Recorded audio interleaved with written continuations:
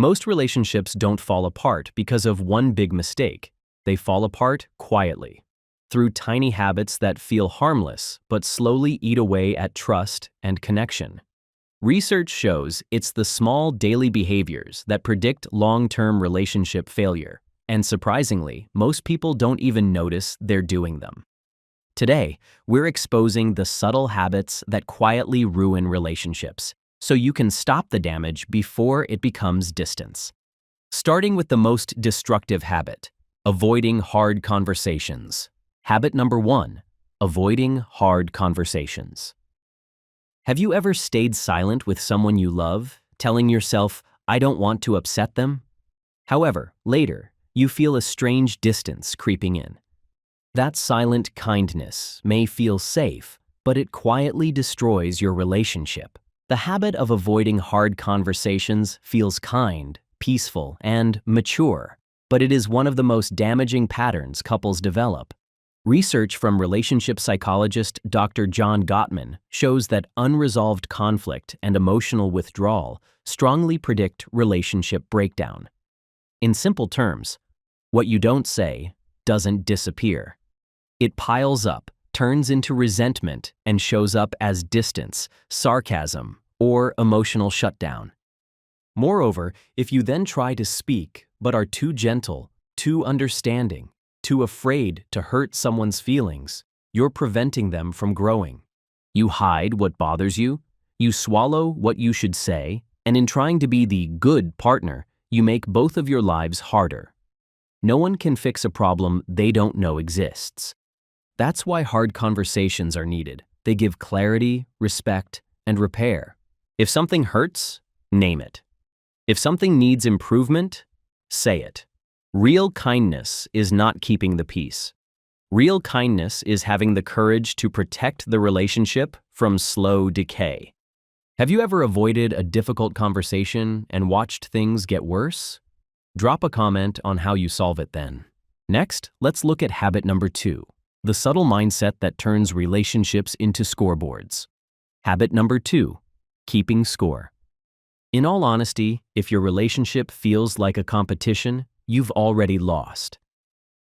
Keeping score is the sneakiest, pettiest habit that destroys love while pretending to be fairness. You know the vibe. I did the dishes. Well, I cooked. Yeah, but I took the dog out. Congratulations, you're not in a relationship. You're in the Olympics of who suffers more. Studies show that partners who constantly keep score experience higher resentment and lower long-term satisfaction because it shifts the mindset from we to me. And once everything becomes a transaction, intimacy dies. Fast. Scorekeepers think they're fighting for equality, but really, they're fighting for ego. You start tracking points because you feel unseen or underappreciated. But instead of saying that directly, you weaponize the scoreboard. Healthy couples aren't accountants. They don't tally every effort. They focus on the bigger picture, teamwork, balance, and solving problems. So, if you're keeping score, you're counting the wrong things.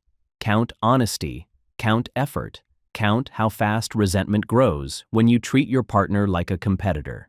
And since we're talking about relationship killers, there's another habit that steals real connection without making a sound. Habit number 3, prioritizing phone over partner. Let's not lie.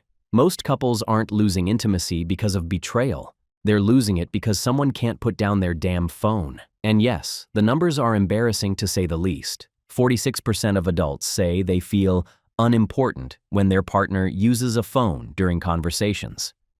Imagine that, replaced by a glowing rectangle. Phubbing, phone snubbing, is now so common that psychologists actually study it.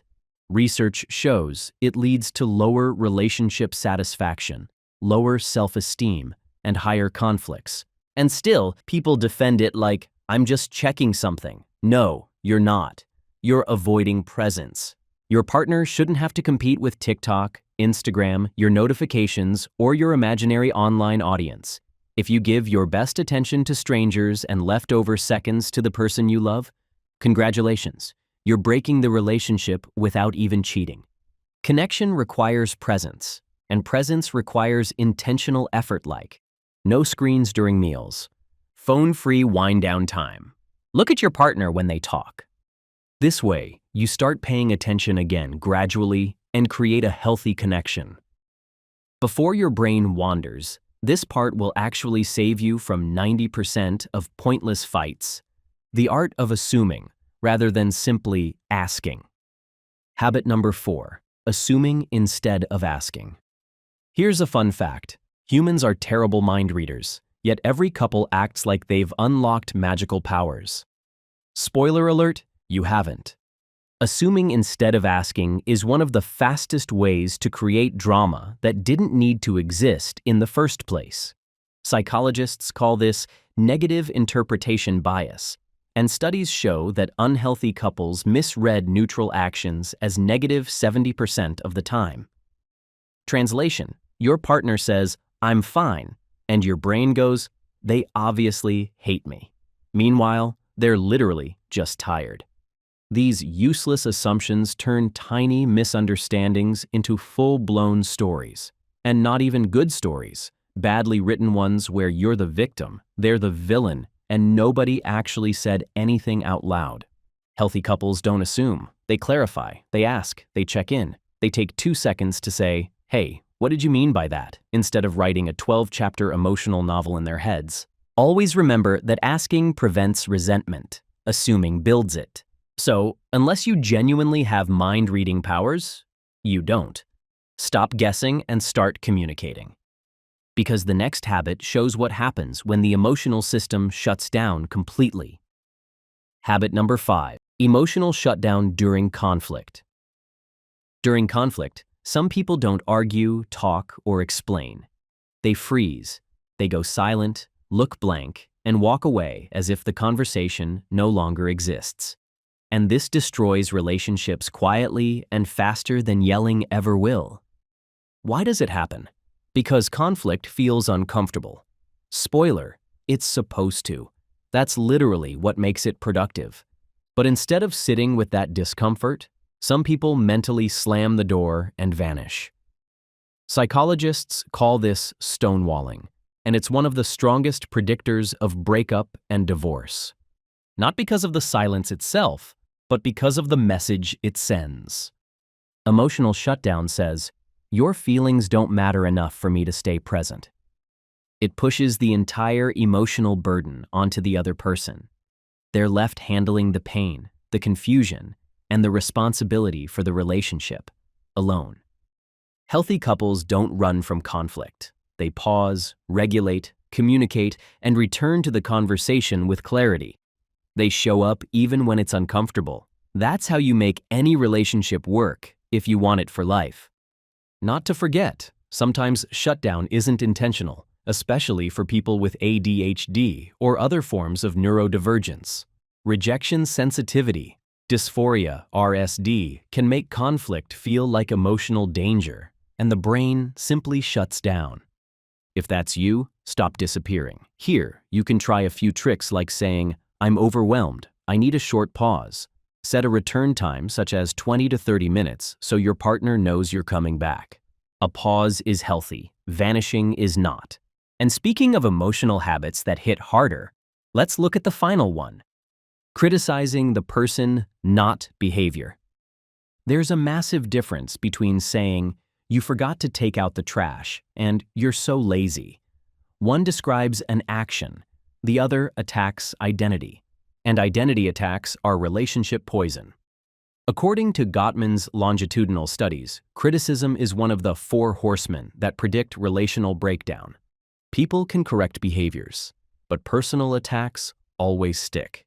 They create shame, defensiveness, and emotional withdrawal. Over time, your partner stops feeling safe around you, as your honesty hurts them more than it helps. You might not realize it yet, but here's how criticism creeps in. You're tired, you're stressed, you feel unheard. While healthy couples use specific language, "I felt overwhelmed when X happened." Can we adjust how we do this? I'd appreciate help with this part. Describe the behavior, express the impact, request the change. That's how adults solve problems without tearing each other apart. When you attack the person, you damage the bond. When you address the behavior, you strengthen it. Here's the reality check nobody enjoys hearing. Love isn't enough. It has never been enough. If love alone kept relationships alive, divorce courts would be empty. Chemistry fades. Butterflies die. Real life shows up with bills, stress, exhaustion, old wounds, and the version of you that you can't filter or pose for. The couples who last aren't the ones who love each other the most. They're the ones who have emotional maturity. They communicate. They self-reflect. They apologize without ego. They rebuild without keeping score. They show up even when they're tired. Translation? Romance gets you together. Skills keep you together. So take this as your grounding moment. Love is the starting point. The relationship you want requires the habits you avoid, the conversations you postpone, and the accountability you resist. It's a discipline, and that discipline starts with being brutally honest about your patterns. If this hit you, share it with someone who needs the reality check. And tell me in the comments, which habit are you working on first? Your answer might help someone else feel less alone. Plus, if you want more such bold breakdowns like this, make sure you follow and turn on notifications. Thank you for watching.